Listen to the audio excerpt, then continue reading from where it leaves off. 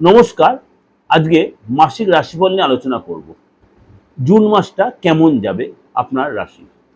সিংহ রাশি, আপনার দীর্ঘদিন যে কাজগুলো আটকে ছিল, সরকারি কাজ বলুন, ব্যাংকিং রিলেটেড কাজ বলুন, এই আটকে থাকা কাজগুলো কিন্তু আপনি কমপ্লিট করবেন।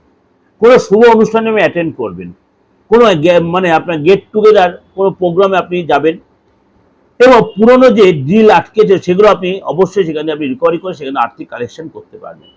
এই সময় কিন্তু আপনার ইনভেস্ট বা শেয়ারে কোনো জায়গায় ইনভেস্ট করেন যদি, সেখান থেকে লাভবান হবে, শেয়ার থেকে লাভবান হবেন। এসে আপনার এক্সট্রা ইনকাম হবে, কিন্তু আপনার তার সাথে খরচও হবে। কিরকম?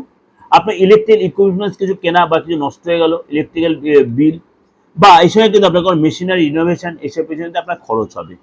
আপনি এই সময় কোথাও ঘুরতে যেতে পারেন, আপনার ফ্যামিলির সাথে বলুন, পার্টনার সাথে বলুন, আপনার ফ্রেন্ডের সাথে আপনি ঘুরতে যাবেন। অর্থাৎ 7 তারিখের পরে কিন্তু আপনার সময়টা অনেকটা বেটার আসছে, যেহেতু আপনার রাশিতেই মঙ্গল প্রবেশ করবে এবং কেতু আর মঙ্গল একসাথে জয়েন করবে।